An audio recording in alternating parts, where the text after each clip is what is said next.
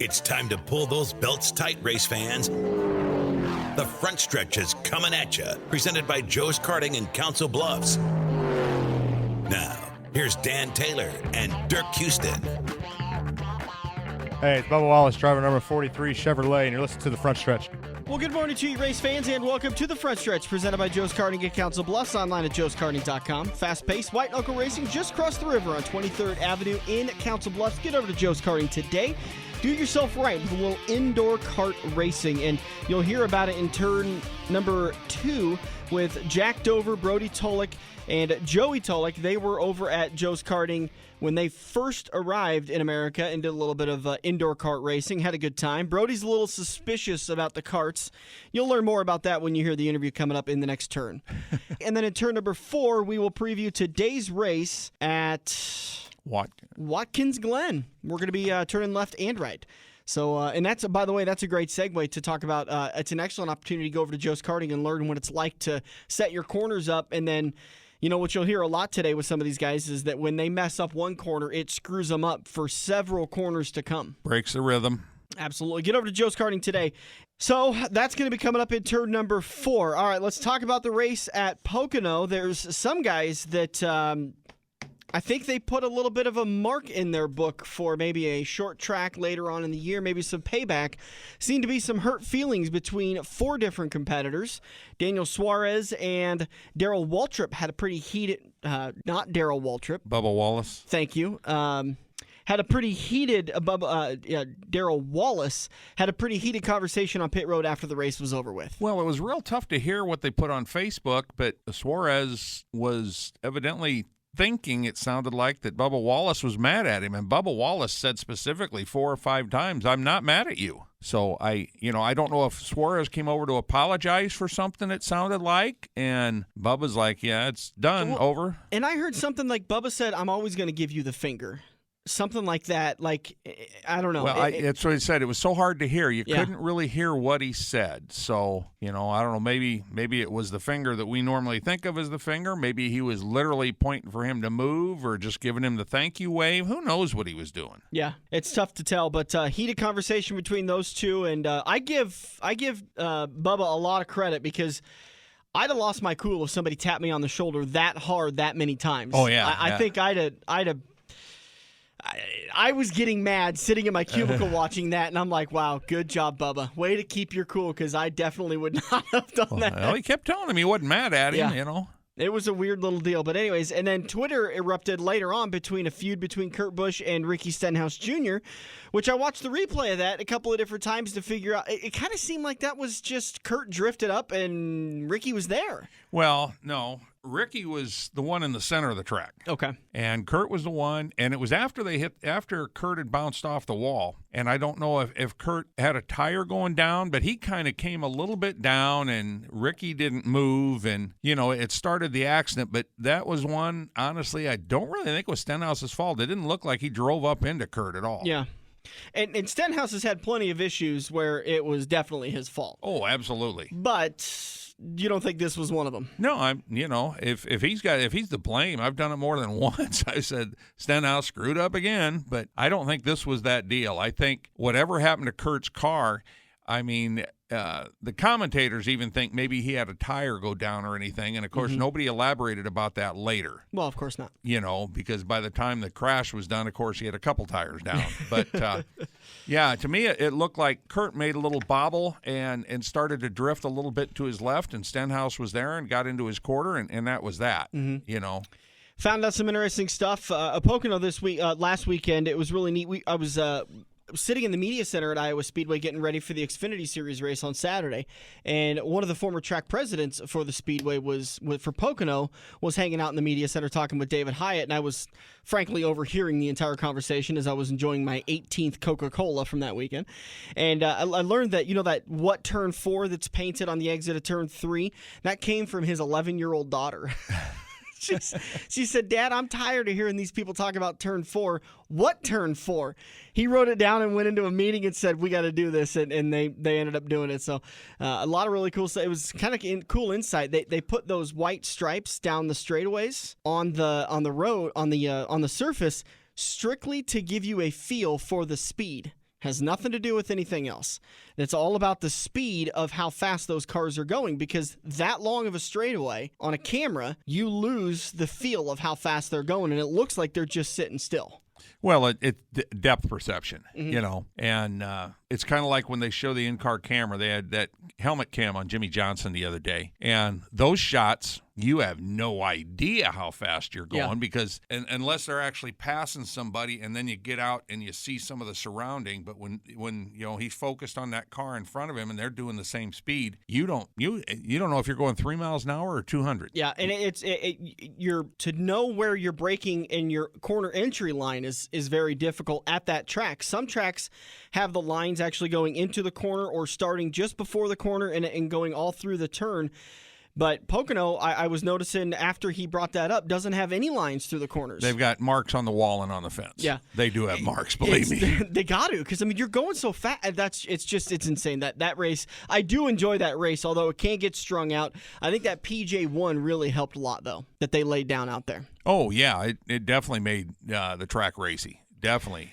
Looked like Kyle Busch was going to have the car to beat. He was absolutely fast. Won stage number 1, was looking to win stage number 2, but because he stayed out, and was his strategy to stay out and try to win stage 2, or was his strategy to get to as close to the end of stage 2, gas, and then come out with the lead after everyone else cycles? Yeah, that was his strategy. That was his strategy? And Harvick's strategy was just the opposite. Harvick, was running up front early, and then he was going to try and make it on 3 stops. Mm-hmm. So he had to stop every 40 laps, So that was his strategy. That's why he didn't stop at the break. And what happened with Kyle? Finished back in 9th. Kyle had to stop for gas like everybody else would have if they wouldn't have had all the yellows. Okay. If they would have had those yellows, the race would have been Kyle's, because then everybody else would have had to stop. But he took that pit stop and got marred back in about 26th, and a few of the other guys that still had to stop and didn't run out of gas and moved him up. What did he finish, like 16th or 17th, something like that? Kyle Busch finished 9th. Oh, he got in top 10. Oh, okay. You may be thinking of Jimmy Johnson, because he was one of the same guys that did that strategy. While everyone else was able to make their way through the field pretty quickly, Jimmy Johnson got stuck back in traffic and just could not get that 48 to work. Well, Kyle was clear back in 26th, and I think there was a bunch of guys that stopped when they had to go to the green-white checker, and that's what got him moved up. But, they thought everybody else was going to have to stop too, but Denny Hamlin, after winning, put on a heck of a burnout, so he still had a little fuel left over. But, they were all trying to save fuel, and, that's when guys were running up through there and everything, so... After finishing 4th in Stage 1, 5th in Stage 2, Denny Hamlin ends up picking up the win. He started 9th on the day. By the way, there was, 8 or 9 cars that had to start in the back because their times were disallowed after failing pre-race inspection? I was going to say 7, but yeah, there was a handful of cars. Austin Dillon was back there. Jimmy Johnson was back there. Kyle Larson was back there. William Byron was back there. Those are Chris Buescher was back there. Blaney. Did you say Blaney? No, I hadn't, but yes, Blaney was back there too. A lot of guys that had to start from the back after having their times disallowed, and I'm not surprised because it's an aero-dependent track, and that's when you really start to have issues with these guys passing inspection, is the aero-dependent tracks. Well, it's the aero-dependent track, and it's also 3 separate corners, so you're trying turn 4. You got to be good under acceleration. 3? What turn 4? Correct, turn 3. Turn 3, you got to be good under acceleration. Turn 1, you have to be good under deceleration, and turn 2 is just kind of in between. So, it's like I said, it's a crew chief nightmare. Mm-hmm.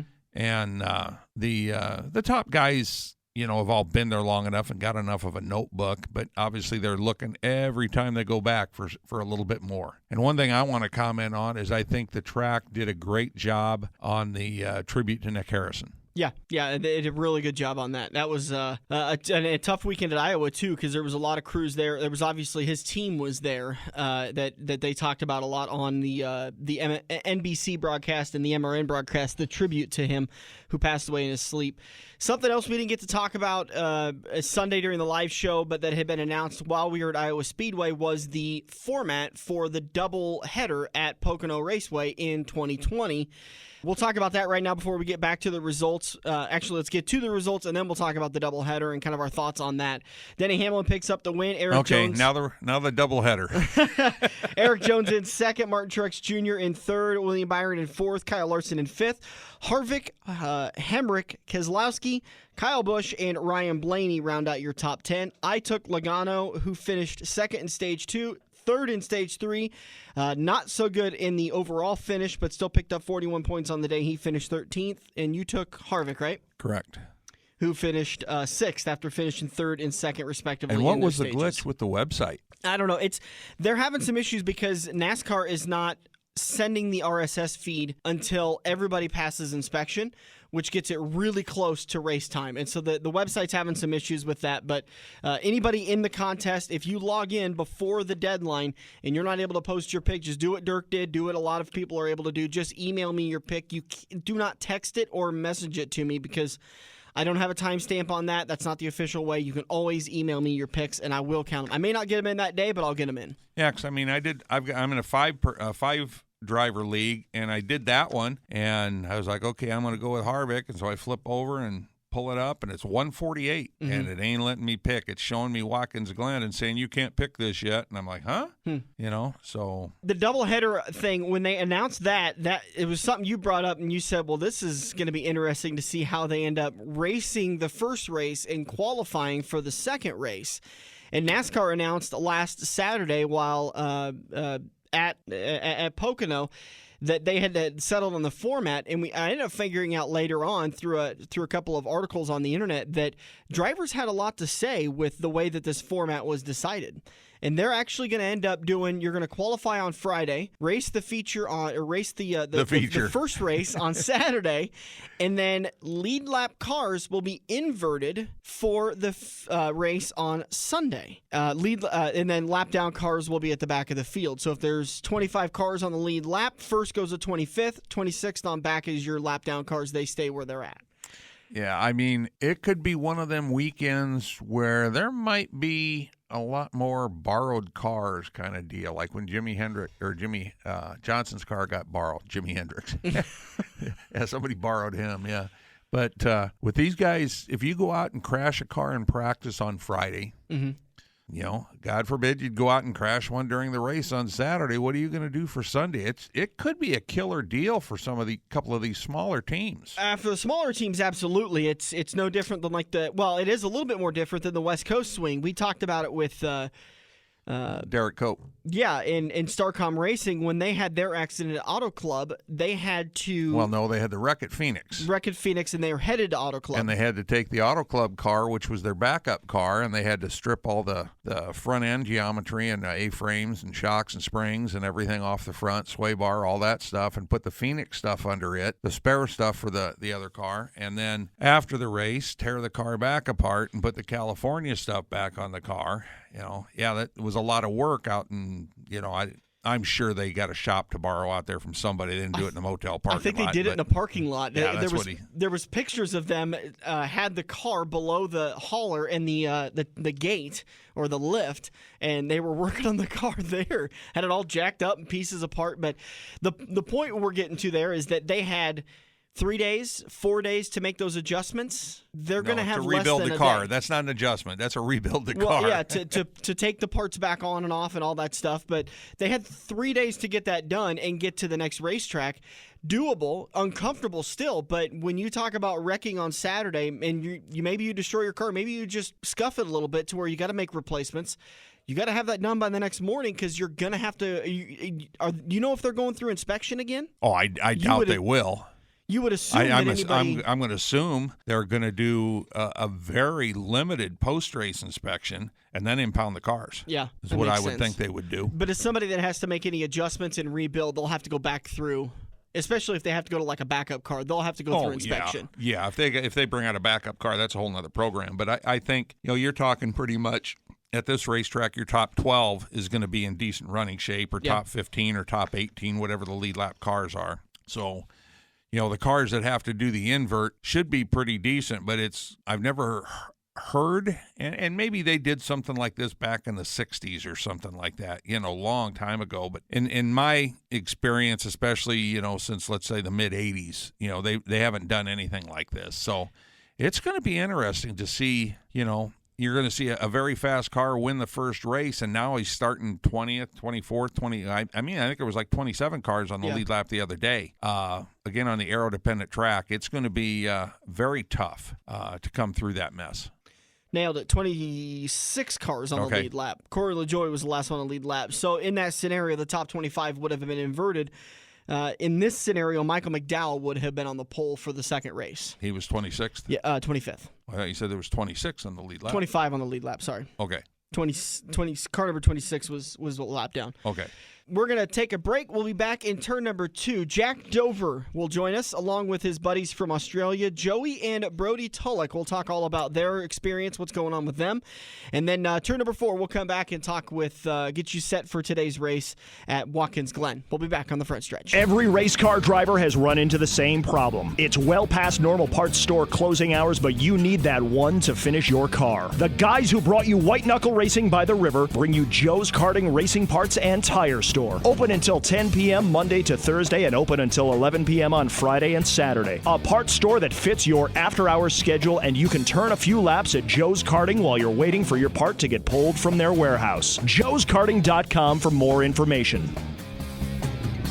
Racers all over the country are discovering the benefits of powder coating their chassis. Powder coating offers a clean, even finish you will be proud to show off to fans and sponsors. Plus, it's a more durable surface. While looking beautiful, powder coating offers superior protection against corrosive chemicals typically spilled during routine maintenance. Bare frames start at $275 with estimates available if blasting or reworking is needed. Get your quote today by emailing Jordan F. at redoakfabrication.com or by calling 712-623-4911. We're hooked up in turn 2 and still showing the green flag on the front stretch.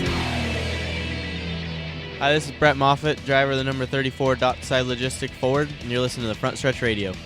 Welcome back to the front stretch. It's time for another Red Oak Fabrication interview. If you need your chassis or parts and pieces powder coat, head to the intersection of Highway 34 and 48 in Red Oak, Iowa. Red Oak Fabrication has all of your powder coating needs. A bare frame without sandblasting, just $275. If you need to have it sandblasted, reworked just a little bit, maybe it's last year's chassis and you want to get it updated, it's going to be a little bit more for the labor and the time, but $275 for a bare frame. Also, like Dirk's been talking about, maybe little parts and pieces. A-frames are always important to get done because that seems to be the piece that gets oil spilled on it when you're doing engine work, and that eats away at just a regular painted frame. Well, if you wanted to match your chassis, when you get to the track, if you got to replace them, you got to get them coated. RedOakFabrication.com. You can get a free estimate today at just email Jordan F at RedOakFabrication.com. It's been a long time since we've had one guy in the studio, and even longer time since a second guy in the studio, and we've never had a third. I'm talking about Jack Dover, obviously of Jack Dover Racing, Brodie Tulloch, his good buddy from Australia, and Brodie's brother, Joey. Let's start off with kind of the unique story with Brodie and Joey. Brodie, you've been on the show before. We had you on, probably about 4 years ago, wasn't it? I think a lot longer than that. It was 2012, and kidding. I still remember giving that race report, and I think a few other people probably remember that too from that time. So hopefully we've gotten a little better at it than that. I should have saved that. I've got that audio somewhere. I should have pulled it back up so we could listen to it all again. I think it's hidden away nice and safe. It's right where it needs to be, tucked away in an archive. Joey, your younger brother, is over here. Now, what's Brodie? You're obviously driving the 74 car. It's a backup car for Jack, right? Yeah, that's correct. So I'll give a rundown of why we're here. So a long time ago, 2005, not long after I finished high school, I crewed for Craig Delansky on the World of Outlaws. And when I got home from that, I spoke to Dad, and I was filling him in while I was here as well. But after experiencing nationals, I pretty much said, we got to do this one day. No matter what we do, we got to do this. And in 2006, I came back crew for Jeremy Campbell, and then in 07, 2010, 2012, came and joined Jack Dover's team. But unfortunately, in 2011, Dad passed away in a truck accident on the way to the Warrnambool Classic, one of our big races in Australia. And so he didn't get to ever live out this dream with us. And during that time, I was finishing university to be a high school teacher, and got that out of the way, and took a little time and plenty of stuff to get organised, but here we are, taking long service leave, highly paid race car driver at the moment, courtesy of the Australian Queensland government. But we're here and we're here racing, and it's called the Flying Scotsman Bucket List Tour. Dad was known as the Flying Scotsman, played the bagpipes and that sort of thing. So we got really cool tribute shirts, and it's a tribute retro paint job that we got on the car, and it's getting a lot of positive feedback, and it's making it really special for us. Yeah, I think Luke surprised you with that, didn't he? Oh, Jack did. Jack surprised you with that paint scheme? I didn't surprise him. He told me what to do, and we got it done.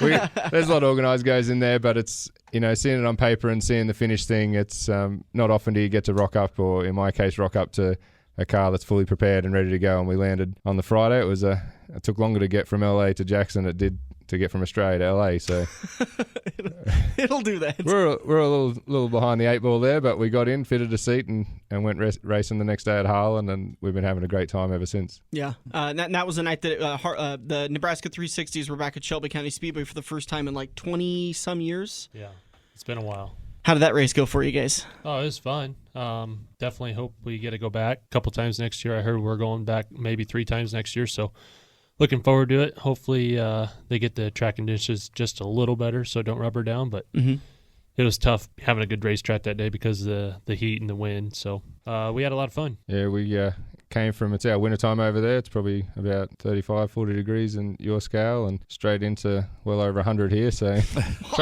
track was always going to rubber down, but I guess it's probably about the only time I come here in on-level playing field with most of the drivers.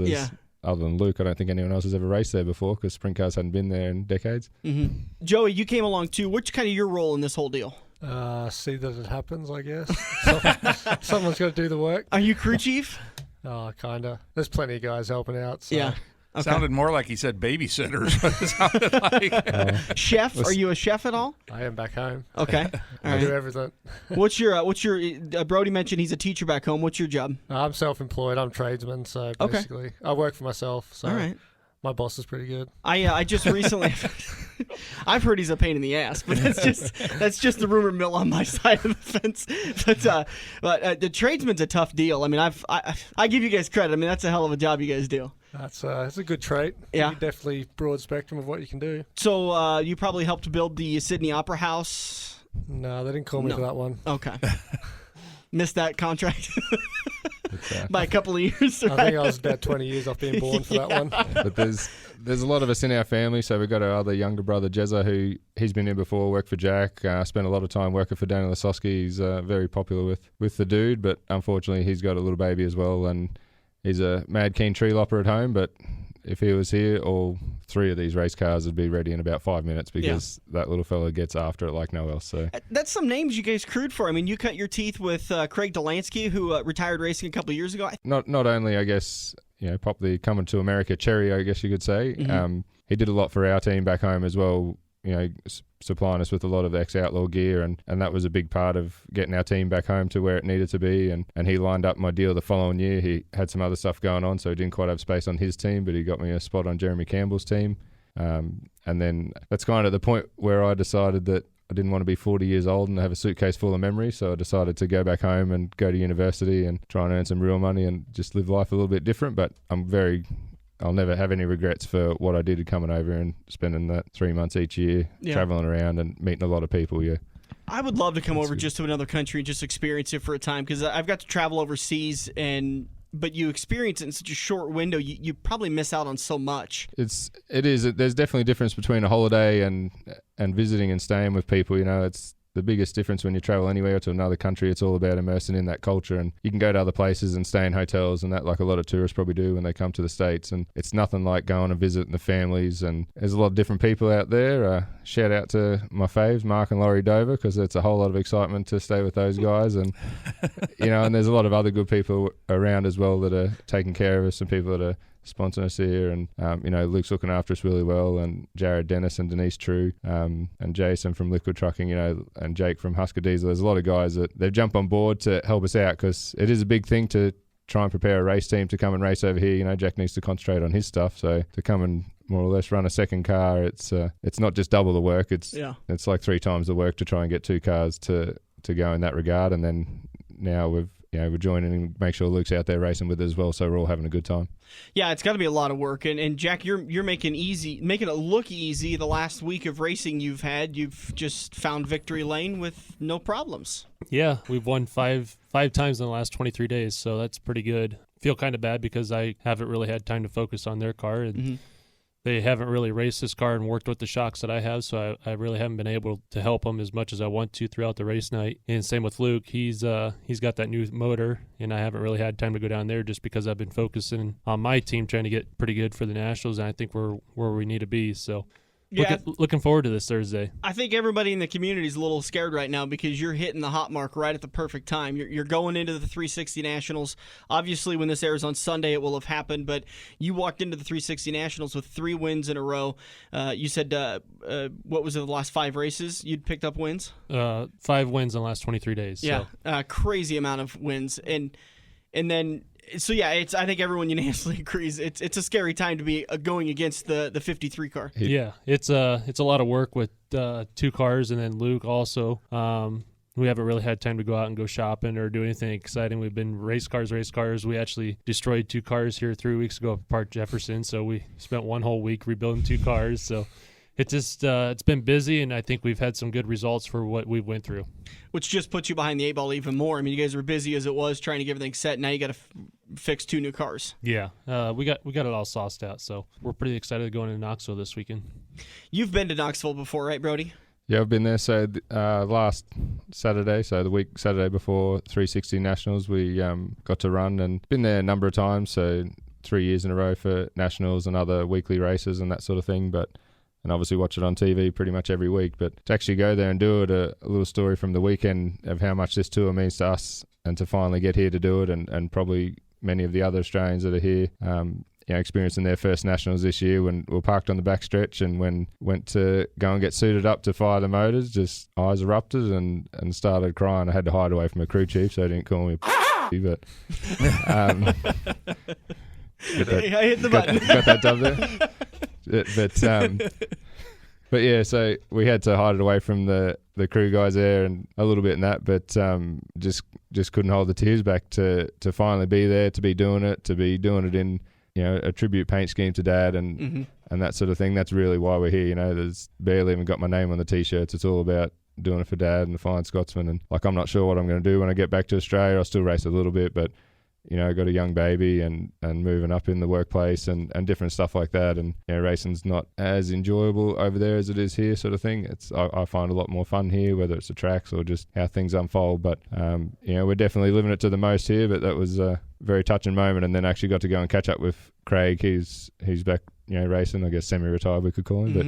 I was just saying g'day and recounting on a couple of things, and hugged about 3 times in 4 minutes, and was crying there too. So it was maybe there's a lot of sprint cars there. Maybe the air was a little rich from the methanol, but we'll say that. It was it was an awesome night to get there. We didn't we just got in the pits the week before and it bucketed down rain, so off we went and drove home. But on the weekend there, we got to cut some laps, and I can see why a lot of people go there. It's it's probably going to be a bit more challenging. It was a bit hooky on the weekend, but coming into Nationals here, it's got a lot of race in it, hopefully slicking out and widen out a bit, which they might slow down a bit so I can catch up to them. But we're holding that Ford flat, and it's just an awesome place to go.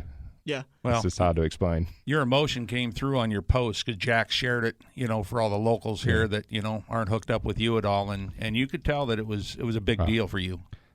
And that's what I mean. I guess it come through, not the biggest wordsmith, but just the importance of getting to be there, and that's the Knoxville National stuff, or Knoxville's written on the back of the helmet. We're doing these other races, and I really enjoy going to these, country tracks, I'd call it. But to be at Knoxville, regardless if it was a weekly show with 20 cars and you're guaranteed in the show, or it's Nationals when there's sprint cars beyond the eye can see, it doesn't really bother me. We're there, we're racing, there's lots of people looking, there's, it's just a cool deal. I'm beyond ever worrying about trying to be a professional race car driver or anything like that. I just like to, we're here doing it for fun. And you can say you did it. And we can say we did it, as it says, bucket list tour, and we can tick it off that we got to do that, and you don't have to go home living in regret that you never got off your backside and made sure that you got it to happen. Yeah, I'll do it next year. I'll do it next year. Like you said, as you were getting ready for tonight, you're only getting older. Yeah, and it's people put things off the next year. I'm more of counting down the time, waiting until the opportunity coming, because unfortunately Nationals just doesn't quite line up with our winter holiday back home. So the rest of the holidays line up with racing in Australia really well. So we just had to wait till the right opportunity to come, and there was probably never a doubt that I'd always come and tee up with Jack to do it. Jack's come and race my car in Australia, and we're real good mates and do anything for each other, and he's certainly done that this time, going out his way to provide an awesome race car. And a few little teething things here and there. It's racing, it happens. Yeah. We look better than other people that lose wheels, and certain crew that put wheels on backwards and all this sort of stuff. But checklists are important. The car's definitely awesome to drive, and just getting used to a couple of variations, different shocks and things like that, and slightly different tyres and flat top wings. But the big tracks is definitely my thing. Like, I found myself on most nights, you probably need to slow down to run on the right line, but I can really care about that. I'm just, let's get as much speed as we can, because I can go home and go slow. Yeah, last Friday night you were at I-80, and you said you like the bigger tracks. Was that kind of the track you prefer? That's obviously, Knoxville's very special to race on, but as out of all the tracks we've been on as far as raciness, like, it was a really well-prepared racetrack, and it was awesome in the feature race. Like, you could lap people, you could race with people, and it was just fast and fast the whole time. Like, we don't get that back home. And did you say you could lap people? Yeah, I lapped some, not as many as other people, but I lapped some. So it was good. We were sweet for about 24 and a half laps, and Jack come past. I'm pretty sure he had a big smile on his face, because I was smiling when he lapped me at the checkers, but I made sure I got back next to him for the photo finish. So he was saving me fuel. I only had to do 24 laps to finish that feature. But. All right, guys, we've gone a little bit long, and there's still plenty to talk about, so let's take a quick break. We'll get some water, catch our breath.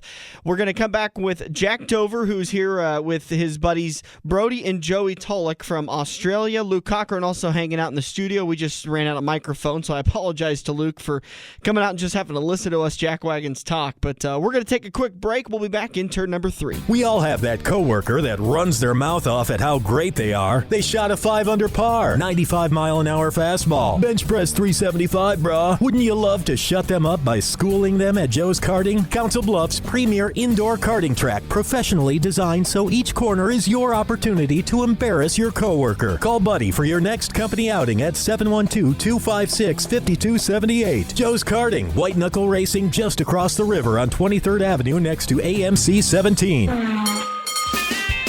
If you love rings and all kinds of other tempting things, great times, great food, get to Quaker Steak and Lube. Quaker Steak and Lube is the official watering hole of the front stretch and the home of MAV TV, featuring action from the Lucas Oil Late Model Series. Great times, great food, get to Quaker Steak and Lube. Located on Mid-America Drive in Council Bluffs. Feather the brake and get back to the gas. Dan and Dirk are headed into turn 3 on the front stretch. Hi, I'm Hudson O'Neill, driver of the number 71, Dyno 1 Peak Antifreeze Motor Oil Club 29 race car, and you're listening to the front stretch. Welcome back to the front stretch. We appreciate everybody hanging out with us this morning and enjoying a little dirt track racing. We got a little bit of a special show, as always. We enjoy having Jack Dover on to talk about how his season's going. We haven't got a chance to talk to Jack very much. We've been talking to his buddies Brodie and Joey Tulloch, who are over from Australia, doing a little bit of a tribute tour for their dad. And Joey, Brodie's been talking about how getting to these big moments has been really emotional for him, obviously because losing your dad a few years back before you guys could get this tour going. Were you close with your dad? Pretty much. I did all the work back then even still, so... And the payer and the workers always butted heads, but yeah, I used to sort it out when I got in his race cars, and he'd never really let me stay in them very long. Yeah, what did your dad do when he was for a living when he was back home? He was a mechanic and panel beater and that sort of thing. So learned everything firsthand. And right now back home, I have to build my own motors, and we don't have to paint our stuff anymore, which is good. But as part of my teaching at school, I'm an automotive teacher, so the race cars go in, the kids got to work on them. You can work on road cars, but you can't fit 25 kids in there to do much on a road car. So a sprint car's perfect. They're designed to be pulled apart, put back together, and the industry wants kids to leave school with just that bit of experience, knowing how to work safely, and a sprint car's perfect for that. They can all get in there and do some different things at different level of ability and free labor. And it works good. Some people think it is free labor, but when you're supervising them, it's far from free labor, I can tell you. Now you got to double check everything. Triple check. So they don't put the tires on backwards. Yeah. Oh, no, my kids, they're trained quite well. I'm not sure where Jack gets his from. We're talking with Jack Dover, Brodie Tulloch, and Joey Tulloch. It's got to be kind of a cool experience just getting away from home. For how long are you guys gone for? 7 weeks, just under. Jeez. 6.5 weeks. Yeah. When the flights get us home, probably 8 weeks. Yeah. And we won't mention airlines that are struggling a bit. Maybe they need to come and join JDR to learn how to run an operation. Maybe. They're struggling, but hopefully they get us home. It's great to have you guys here. We're glad you're having a good time. Favorite memory so far? Can you guys share it on the radio? He just said Knoxville. What part of that did you miss? My favorite memory since they've been here is probably the night we destroyed both cars. Yeah. I flipped twice in the same night in the accident that he was in and I was in. I got out of my car and I'm like, okay, my car's not too bad. And I happen to turn around. He's involved. And my car's up there just steaming up like it's almost on fire on its side, and liquids are running out everywhere and all sorts of stuff. I just glanced over and he's on top of another guy. I'm like, oh, his car's not too bad.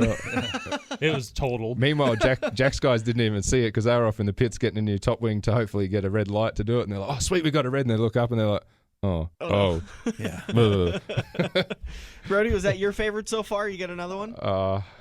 It was interesting. I'm glad I got out safely. It was actually the first impact wasn't the worst of it. It was just after I connected with the guy. The car right behind me, I'm not sure of the guy's name, number 33 Smith, but he had nowhere to go as well. It was just one of them racing deals. We were going quite quick, and he nailed me right behind my foot. So it was probably 6 inches from not being as good. So, it's... You're always smiling when you get out after that kind of stuff, but I remember the crash crew coming over going, "You right there, buddy? You going to get out?" And I'm like, that ground's there's all kinds of stuff on there I don't want to get out into. I'm too old to try and climb out under that. I'm not like these little fellas.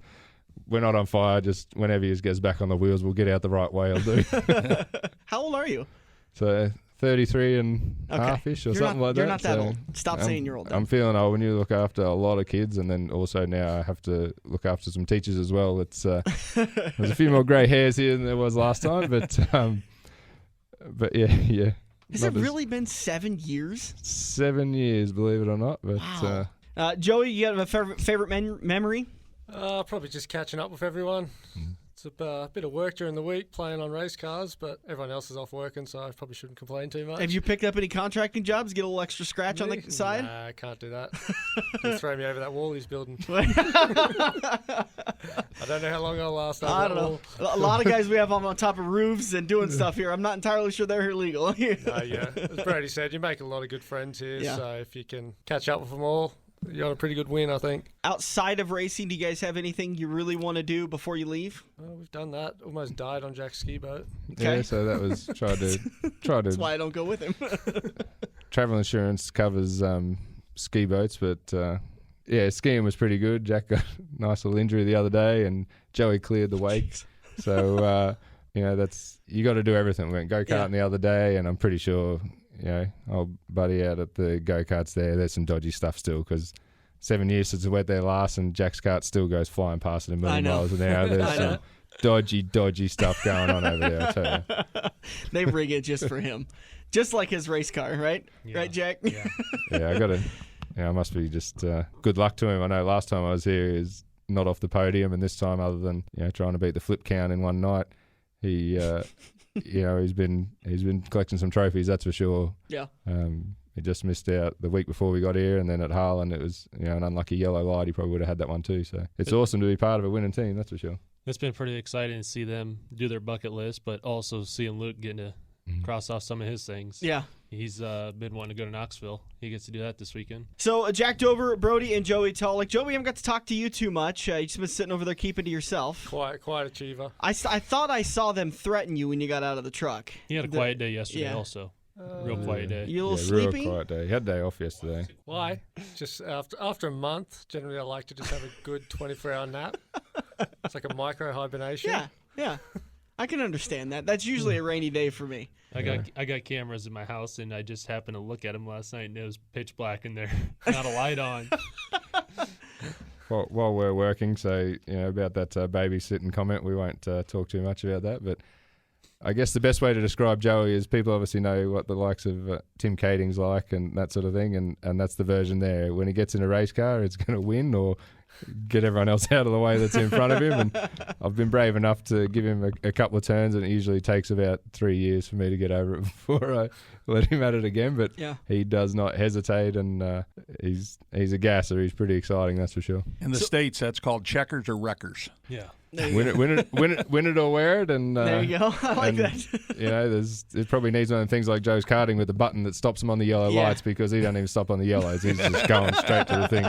He can't stand, the people that come around to the starts and they don't know how to take off and all that. Joe's just like, green means go. Are you that silly? Plans for this week. Are you guys going to go and enjoy the 410 Nationals as spectators, or you have racing to do? Basically, I'm here trying to race as many nights as we can. So and between Jack racing as well, and as we know, Nationals week, there's a lot of racing that goes on, so we've been able to secure a motor. There's actually some other Australians that are quite envious of us that we found a motor to rent, because they've seemed very few and far between to find one to rent over here, even with all the friends that you know. So we've managed to snare one. We haven't got it in our possession yet, but I know it's coming, so that helped us to sleep a little bit easier. It was the last piece of our puzzle. Unfortunately, with the exchange rate, it's just beyond economical to warrant buying a motor for one weekend and then obviously to go through the exercise of sending it home. So we managed to secure one to rent, and with a bit of luck we might be able to run it Sunday, the Capitani Classic, then Monday at Oskaloosa, and then Jack will run 360 and maybe even Luke at Oski on the Tuesday race, and then 410 Nationals kicks off from there. So that's the one we're doing, and that's the one that we're here. The Knoxville can fit a lot of people in, and when the backstretch is full, that's when you know that you're part of the show. And that atmosphere is a pretty good atmosphere the other night, pit-wise. They couldn't fit all the transporters in, but once you get them people up in the stands and you get the parties going on afterwards, it's it's something else. And that electricity when you walk into that place, I mean, it's awe-inspiring when you walk in and it's empty, but when you see those grandstands full and they're getting the crowd hyped up, I mean, that takes it to a whole new level. And you said the 410's on the way, so it's in shipping. It's not with that airline that you guys came on, is it? It's a little closer to home. Hopefully, it's only 40 miles down the road. Yeah. Oh, okay. Hopefully, it's down there, just getting a little bit of pre-race love, and then we'll look after it there and give it our best to be in there. There's even some other Australians here, current Australian champions here, and some other good young drivers, other than James McFadden and that sort of thing. And even I've been watching some of their interviews, watched one today, and they're in tears and excited just about them coming and do it. And they're someone that's probably looking more so for a racing career, and even them, they're saying words like, it'll be awesome just to be part of the show. And that's essentially what what we're there for. We're not out to, we'll give it a red hot crack, and what it'll be, but we want to bring a nice straight race car home and just really enjoy our time. All right, Brodie, Joey here from Australia. You can hear it. They're excited. They were just at Knoxville this weekend for the 360 Nationals, and they're all getting set for. Stan Caesar says good day. Got to give a shout out to Stan. He's a big part of making our car look like it did, and to do that Twice. to do that over Facebook Messenger and time difference and rushing as race teams go, it's always last minute as much as you try and be prepared. And especially with me. Now was it last minute for race team or last minute for Jack Dover? It was ready. There's waiting on people. Had different graphics people, and the time gets away, and you're losing business days at either end of the deal. And a lot of people are helping you out, so you're appreciative of that. You can't expect that they drop everything for you if you're not necessarily a full paying customer sort of thing. But obviously I don't expect to get things for free and that sort of thing, but there's a lot of people volunteering their time mainly that it helps every little piece of the puzzle come together, and definitely couldn't happen without the help of all those people, that's for sure. Nate Weiler, Whitewall Nate Weiler says, tell Luke to put Joey in the car. Yeah, Luke, what do you reckon? Oskaloosa Tuesday. We leave the following Monday. It'll be sweet. We'll have it built. That gives you a week to rebuild a car. We'll have it rebuilt. Joey, have you ever driven before? Have I? I sure have. Yeah? About 4 times. Okay, and how'd it go? Really good. One night we sent him out there without a brake pedal, and he passed on pretty much everyone in the field, got to the lead, someone slowed down in front of him, so he just stood on the gas harder, did a donut on the back wheels and drove away still on the back wheels. If it had more horsepower, the front wheels probably would have still stayed in the air. So I'm still trying to get that footage into modern era, because it's from a few years ago now. VCR. But from VHS, get it off VHS onto that, because that's it's a pretty cool thing. But obviously, it's a shout out to make sure there's a few minor things in your car you want to make sure never fail, like a brake pedal. I'd like to see him do it again, actually, in real life. I think that would be a really good thing. Well, let's put him in the car and let's have an injured enough, an encore. Someone's got to finish it off. All right, gentlemen, thanks so much for your time. Can't wait to see you down at Knoxville, and good luck to you guys for the rest of the time you're here. Try to stop back in before you leave. Thank you very much for having us. It's I definitely got to thank a few sponsors for making it happen, starting with Jack Dover Racing and Jack for getting everything happening there. Tulbrook Performance Products, which is my main sponsor back home, and Liquid Trucking, Husker Diesel Performance, True Trucking, and Storm Solutions Specialists. Without all those guys, we wouldn't be going as good as we are, and it just makes for the whole thing just comes together. Struggling for words because it is really hard to explain what it means to us, and all of the support we've had. There's a lot of people following back home, and we're probably a grassroots racer back home, so you get a lot of fans when you're the underdog in that sense, and they're definitely showing their support. It's awesome. I heard you say Action Signs too. Speedway Graphics there. Sorry, that was the other one there.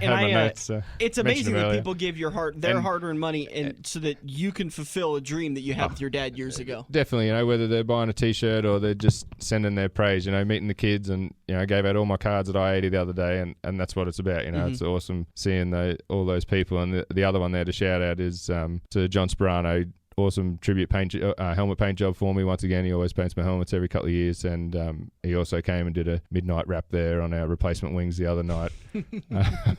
It all comes together to make us look as professional as we do, and represent Jack Dover Racing the way it should be. So. Yeah, it's going to be really cool to see maybe in a year at your house what kind of tribute stuff you're going to have setting up to remember this trip over to America. I think there'll be a few wing panels in a couple of people's shops over here that hopefully there won't be any more, but and taking some of the panels home for from this deal. And it's actually, on a little side note there, I had to put another sticker on the car. I lost my boss, suffered a heart attack there a couple of weeks into the trek, and my wife, she called me and said, I got something to say, but I'll wait till you finish the race to say it. And we actually had our first best result I-90 the other week, ran fourth, and then unfortunately got the news and boss passed away, and he was a very big mentor for myself, and without him I wouldn't been in the position I am now on a promotional level, and also getting approved to take the time off, because obviously they don't want to let people go away to go racing. Right.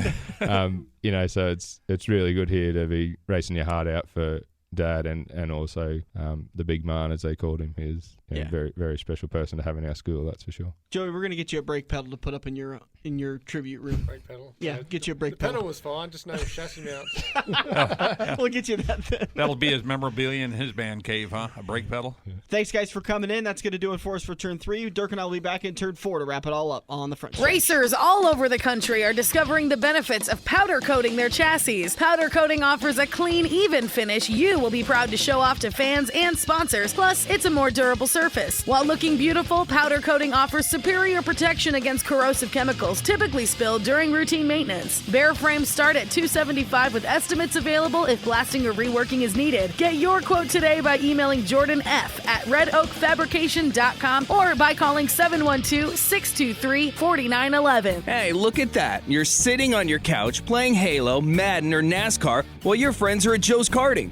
Each lap is an adrenaline-filled, heart-pumping, white-knuckle experience that you can only get at the Metro's largest indoor karting track. Eco-friendly Honda engines rip you around the professionally designed road course at breakneck speeds. Can you reach the 14-second lap bracket?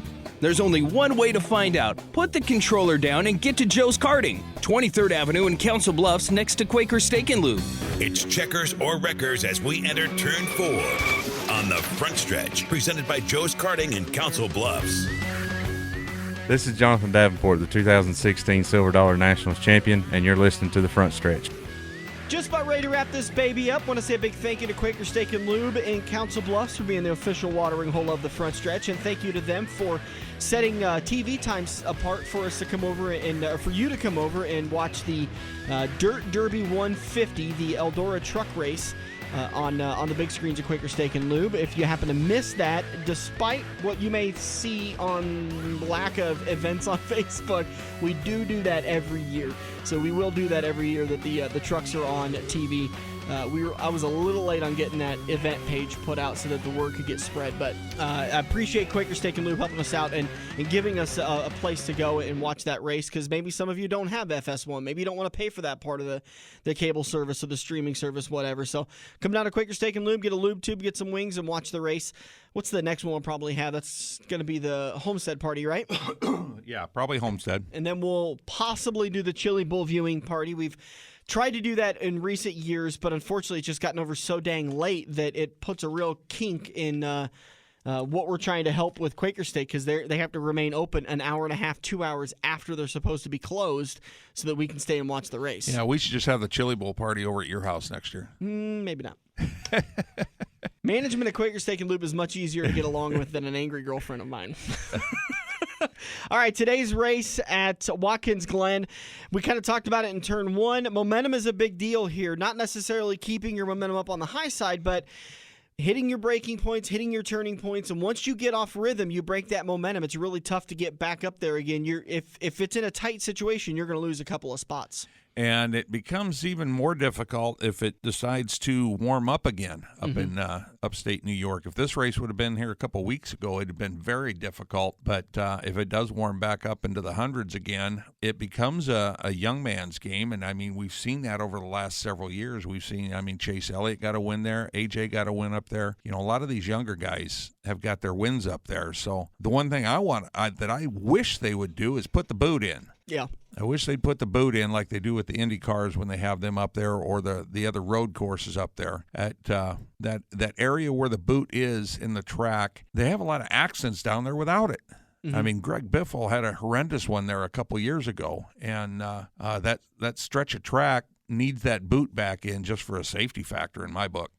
Well, and maybe they'll do that. Maybe they'll see what Sonoma did earlier this year, and they'll make adjustments for next year's schedule or following down the line. It's great to see that these guys are always willing to listen. It seems like the line of communications has opened up a lot more in recent years with trying to find out what the drivers and teams want out of this.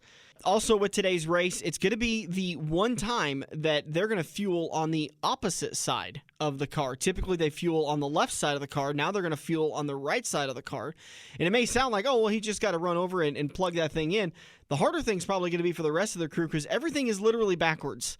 And if you think that's easy, write with your opposite hand, and let's have a conversation then.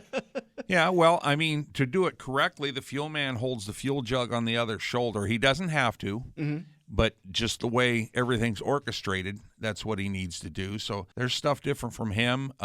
You're running around a car at either end, so that's not that big a deal. But as far as like the front tire carrier, or not the carrier, the carrier and the tire changer, they both got to run out and turn to the left in front of the car instead of to the right. There's a lot of little nuances. The ballet is going backwards. And these guys, you just said it right there. These guys practice so much that it's not necessarily they know step here, move here, do this. It's muscle memory. And when you've got to untrain that muscle memory for 1 week, mistakes are going to happen on pit road. Oh, yeah. The pit times will be slower. But these guys will normally they have pit crew practice, most of these teams, for about a half an hour, 3 days a week. Mm-hmm. I'm going to bet they probably do an hour 4 days a week, and maybe even go in on their day off and put an hour in. Yeah. Just for this one race. Now, your lower tier teams, your Xfinity team and your truck team, they run some other road courses that have the same backwards pit stops. So for them, it's not quite so bad. But, for the big boys, it's a one-time deal, and it can be troublesome. The other thing you're going to see, and this is going to be a fuel mileage race. There's going to be probably 3 or 4 different strategies. Kind of like Pocono. Yeah. So you're going to see some comers and goers, and it's going to look like, oh my God, there's so much changing on, but it's not passes on green flag runs. It's strategy passes, and somebody comes in and pits at a weird time, and that turns over the lead to the next person, who then pits on a different weird time. And so it's going to be a lot of strategies going on, but that's also kind of a fun part about it. Pocono fuel strategy kind of annoys me. It's kind of exciting to try to pay attention to who's got how many laps more on their tires, because they had a different strategy than the guy in second, than the guy in third and fourth, and so on. So that is kind of a fun thing for me a little bit with this race. But the road courses in general, I should say, aren't as hard on tires as your tracks like Atlanta and whatnot. And we saw that the other day at Pocono. Brad Keselowski's pit stop, he changed right side tires on the first stop, left side tires on the second stop, right? I don't think he did a 4-tire stop all day, and you could tell it didn't hurt his car any. This race at Watkins Glen last year, Chase Elliott picked up his win and punched his ticket. Was that his second win of the year or just his That was his first win ever. So punched his ticket into the playoffs for 2018. Martin Truex Jr. came home second, who, by the way, Martin Truex Jr. has come on strong in the last couple of years as a good road course racer. Kyle Busch, who's always been strong at the road courses, came home third. Daniel Suarez in fourth and Eric Jones in fifth. Larson, McMurray, Byron, Kurt Busch, and Kevin Harvick rounded out your top 10. Joey Logano finished tail end Charlie in 37th. Jimmy Johnson 30th. Darrell Wallace in 25th. And Eric Almirola in 22nd. That's kind of your typical guys. Other ones, Brad Keselowski's always strong at road courses. He finished 17th. So that's going to do it for us today. The coverage today is on NBC and MRN starting at about 1:30. Your picks are due at 1:30 for the NASCAR pools online. If you have any issues with getting your picks in on time, make sure you send me an email and I will get them put in as long as the green flag hasn't waved yet. Next weekend, Dirk and I will be live from Knoxville Raceway. We'll be live from a hotel room post Knoxville Raceway. We'll cover the 410 Nationals, and we'll talk with anybody from the 360 Nationals we can get interviews from and get you caught up on all that stuff. Since we were recorded this week, we don't have the we don't have the results from Saturday nights, from last night's Knoxville 360 Nationals. If you missed any part of today's show, we'll get it posted up on YouTube at about 10 a.m. this morning. Got to say thanks to everybody for joining us. We'll do it again next weekend. Once again, we'll be live from Knoxville Raceway. For Dirk Houston, I'm Dan Taylor. This has been The Front Stretch on AM 590. The official watering hole of The Front Stretch has you covered any day of the week with the best wings, great burgers, and amazing steaks. Each weekday from 4 to 6 is happy hour, featuring $1 off draft and well drinks plus $4 Luberitas. Mondays are kids' night. Tuesdays are all-you-can-eat wings for $12.95, and the lube even delivers to the Council Bluffs area. Like Quaker Steak and Lube Council Bluffs on Facebook for a full list of weekly events. Get to Quaker Steak and Lube. Mid-America Drive, Council Bluffs. Every race car driver has run into the same problem. It's well past normal parts store closing hours, but you need that one to finish your car. The guys who brought you White Knuckle Racing by the River bring you Joe's Karting Racing Parts and Tire Store. Open until 10 p.m. Monday to Thursday and open until 11 p.m. on Friday and Saturday. A parts store that fits your after-hours schedule, and you can turn a few laps at Joe's Karting while you're waiting for your part to get pulled from their warehouse. joeskarting.com for more information. This has been the Front Stretch Radio Show, presented by Joe's Karting in Council Bluffs. To contact Dan or Dirk, find them on Facebook at The Front Stretch or email them at frontstretch590@gmail.com. If you missed any part of today's show or want to hear a previous show, subscribe to the Joe's Karting YouTube page, where you can find almost every Front Stretch show.